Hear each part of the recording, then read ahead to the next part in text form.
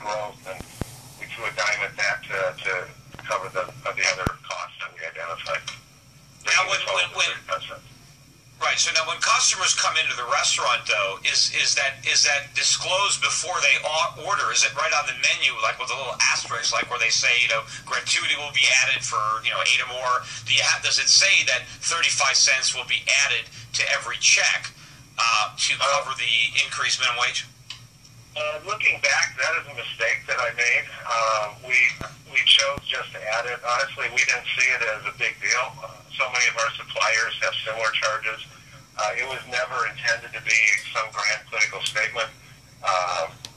We did not do that, and at this point, we really don't need to because of all the attention that it's got. But yeah, although I would think looking back, I should have posted something. Yeah, well, I think you should get on the menu, because if somebody is looking at a let's say a hamburger and say it's $7, they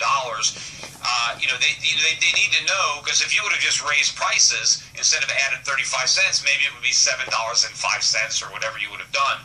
But I think that you need to disclose up front so people know what the true cost is, that there is an added surcharge, and just as long as they know going in that they're going to pay the surcharge, then there should be no problem with it. But that's not what people are objecting to, right? People don't seem to be objecting to the fact that they didn't know about an event. They're objecting to the fact that it's even there, right? They're objecting to a lot of different things. Some of the misconceptions are that the public believes that we pay all of our employees minimum wage, which couldn't be further from the truth. My dishwashers make $10 to $11 an hour. My cooks make $12 to $16 an hour. And frankly, the only people that make minimum wage are my servers, who, if you add the tips that they make, even on weekdays, they're averaging $20, $25 an hour, and they'll push $30, $35 an hour on weekends. Well, were the servers, the tipped people, were they exempt from the increase, or are they subject to it as well? No, Minnesota is one of 7 states in the U.S. that does not have any tip credit. So we have to pay them the $8 minimum wage just like anyone else. Which is one of the real problems. This whole issue would never have had to have happened if Minnesota would join the 43 other states and add tip credit to the minimum wage laws. Mm-hmm. Although one thing that you could do, if that's the case, I mean, you could certainly raise your prices a little bit and then encourage your customers to tip less. You could say, look, don't tip 15%, tip 10 or something, because you could say that they're making. You could find a way around the law, by just reducing their tips and just having your customers pay a little bit of a higher price, so the customer is still paying the same amount of money. Or you can even go to a model where you say no tipping, right? You can have a big sign, don't tip, and just pay people more and get around it that way, couldn't you? Yeah, as far as raising prices, when I bought the restaurant back in 2008, our average order is about $5. Over the last 6 years, for a variety of reasons, our average order has increased to about $10. One of the primary reasons we did what we did is of a concern that if our price got much over $10, that we would start losing customers. And another thing that people aren't understanding is this year it's 75 cents. Next year it goes up another $1, and the year after that it goes up another 50 cents. So we're really looking at, when this is all said and done, adding $2.25 to of pure cost. And you said, you're saying the average. Go ahead. I'm sorry. I was going to say that will bring our average order, if we were to include it in prices, $12, $13, maybe even $14, depending on how many servers we're running on the floor at that particular time. Yeah, I don't think people are going to pay that kind of money for breakfast or lunch. Yeah, when you're saying when you say your average order's gone from $5 to $10, is this because your customers are eating more food, or eating more? Are they eating a higher quality of food, or is just the same food, just inflation resulting in people having to pay higher prices to eat the same meal? It's a combination of things. We've certainly upgraded our menu. We've upgraded our staff. We've upgraded our facility. All these are costs that have gone into causing us to increase our average order. The average order has not been a problem or increasing in our business. Actually, since I bought it in 2008, has grown at a rate of about 8 to 9%. Last fall, we did a major remodel and rebranding. Since then, our business has been running about 135% year-to-date ahead of previous year. But if you think people are going to be reluctant to, let's say, pay the extra $2 or $2.50 that might be required by the time the extra increases in minimum wage kick in, and of course by then inflation will have driven your other costs higher as well. So you may be increasing prices $3 or $4 or maybe more. Exactly. But do you think they're going to eat there if it's a supplement or a surcharge? I mean, are they likely to pay the extra money if they know it's all going to higher wages, or do you think they don't care, they're just not going to eat there, but you're just trying to be upfront about why you're having to raise your prices? Yeah, our original motivation is intended to be, honest and transparent in our pricing. With regards to how this whole thing is going to shake out, I'll say in a couple months, get back to me. At this point, I can tell you last week our business was 152% of the same week prior. I can tell you I got a full restaurant right now. We're tracking well. Admittedly, I think part of that is from a groundswell of new customers coming in that are coming in to support what we've done.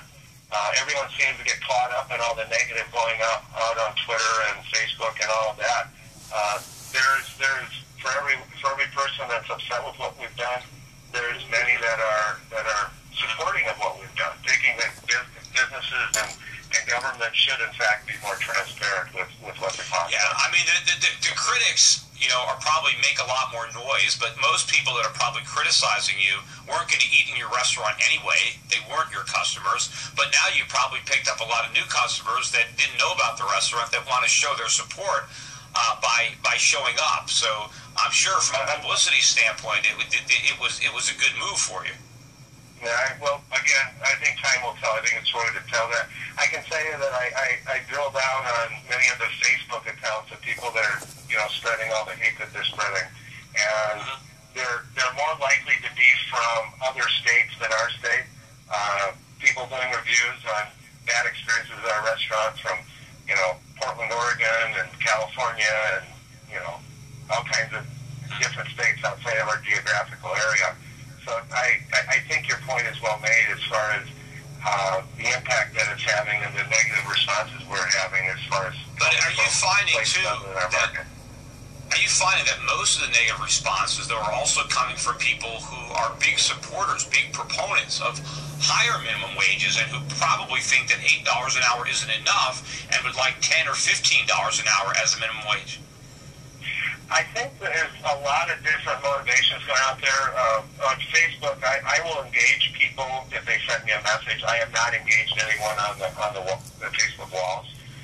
And what I'm finding is there is a real built-up frustration by a lot of people who are being forced to work in minimum wage jobs and aren't able to get work beyond 20, 25 hours a week because businesses are cutting back hours to try to avoid, health care costs from the Obamacare program. Although, you said people are being forced to work at minimum wage jobs. I mean, nobody's really forced to take any job, right? You voluntarily take a job. So if you take a minimum wage job, it's probably because that's the best job you can find, right? If you can find a better job, you take that one.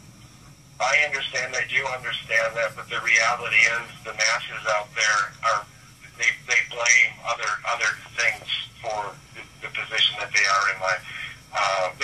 They're frustrated. They're angry. They want to reach out and hurt people that they think are doing to others what people are doing to them.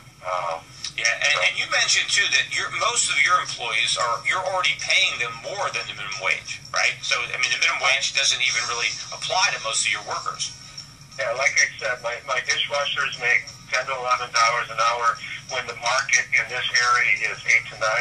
My cooks make $12 to $16 per hour when the market is 10 to 12. One of the biggest ironies of this whole thing is I pay my people really, really well. Why? Why do you do that? Why not just paying the minimum wage?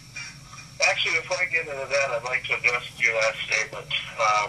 There are other things that a restaurant can do to offset additional costs. They can reduce hours of their servers, which will lower costs. They can make portion size smaller. They can even change the format of the restaurant from a server being in the equation to you stand in line, place your order, pick your food up, or stand in line, place your order. But all those things are like, yeah, but that's still like raising prices, because if I get less food, it's like I'm paying more for food. Or if I have to serve myself, it makes the experience less enjoyable. I'd rather have somebody pump the gas than pump it myself. But that's what happened with gas stations. You got minimum wage laws, and so they got rid of all the gas pumpers, and now you pump it yourself. And so the prices didn't have to go up as much, but now you got to get out of the car in the rain and you got to pump your own gas. So it's all about increasing costs, whether it's a lower quality or a higher price. So, but at the end of the day, it all has to come from the consumer. One way or another, the customer has to bear all the costs that you incur in running your restaurant, and there has to be enough left over for you to make a profit. Otherwise, what are you doing it for, right? So you got to make some money too. Absolutely agree. I just wanted to make sure people understood that there are other ways to deal with it. With regards to why I've done what I've done, or as far as pay people more, I think it's good business. I don't know so much about other business, but in the restaurant business, we're no better than the people working here. I hire good cooks because they know what they're doing when it comes to engineering your menus, when it comes to preparing the food on our menus, when it comes to having a full restaurant with lines of 20, 30 people out the door. I hire people that are capable of handling those situations. I pay them more because they're more likely to continue working for me. They're going to be happier employees. There's going to be a better team approach to the business, et cetera, et cetera. So what you're doing, though, is you're probably getting a higher caliber of individual because you're paying $2 or $3 more than minimum wage. You're getting a better worker than if you just hired one at the minimum wage, because you're out competing other restaurants for the top quality guys. So you're getting what you pay for. But my point is, even if they eliminated the minimum wage, if you're paying a guy above the minimum wage right now and the minimum wage didn't exist, theoretically that would have no effect, right? Because you're paying for the quality that you're getting. And if you are paying somebody $10 an hour when the minimum wage is $8, even if the minimum wage were $0, you'd still pay them $10, wouldn't you? Undoubtedly. Yeah, but what might you do as a businessman? Let's assume there was no minimum wage whatsoever. Do you think there might be some more jobs that you could come up with for younger kids with less skill? Might they be able to help out at your restaurant a little bit if you didn't have to pay them the minimum wage and deal with all the other costs associated with payroll? In the restaurant business, I hesitate to hire people that are younger, primarily because there's OSHA laws that make it impossible for them to do some of the work that we require. I also, unfortunately, at least in our market, find that young people don't have a real strong work ethic.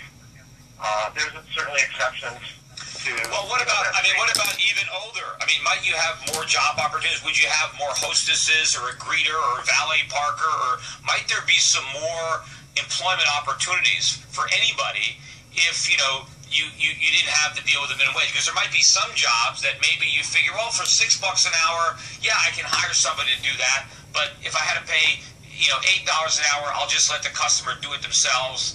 Do you have a coat check person? There are a lot of jobs, right, that you could come up with that you might not have because the labor laws price them out of the market.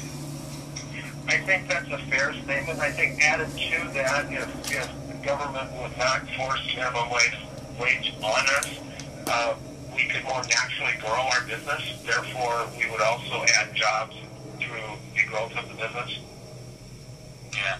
And what are you afraid, where is the minimum wage going to, this is just the first salvo. Where is it going to end up in Minnesota?